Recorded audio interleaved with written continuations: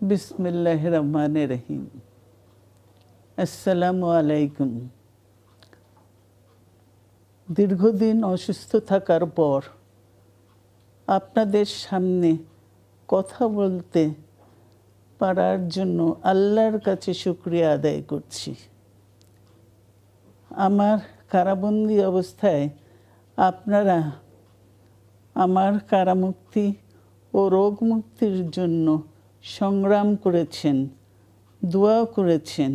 সেজন্য আমি আপনাদের সকলকে ধন্যবাদ জানাচ্ছি। দীর্ঘ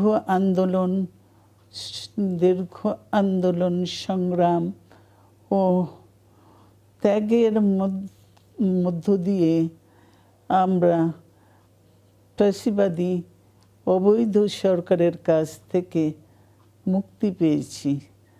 আমি আন্তরিক ধন্যবাদ জানাতে চাই আমাদের বীর সন্তানদের, যারা মরণপণ সংগ্রাম করে এই অসম্ভবকে সম্ভব করেছে।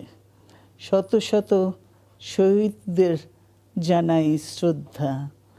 এ বিজয় আমাদের নতুন সম্ভাবনা নিয়ে এসেছে।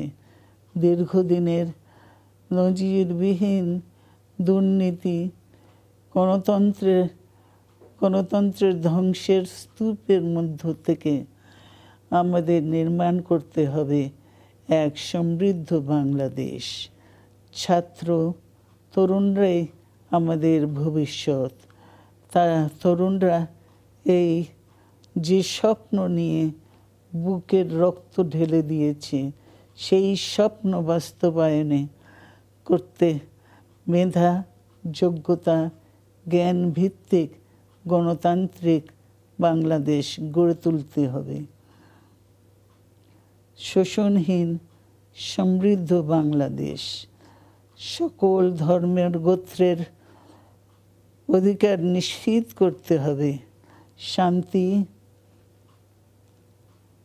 প্রগতি আর সাম্যের ভিত্তিতে আধুনিক বাংলাদেশ নির্মাণে আসুন আমরা তরুণদের হাত শক্তিশালী করি।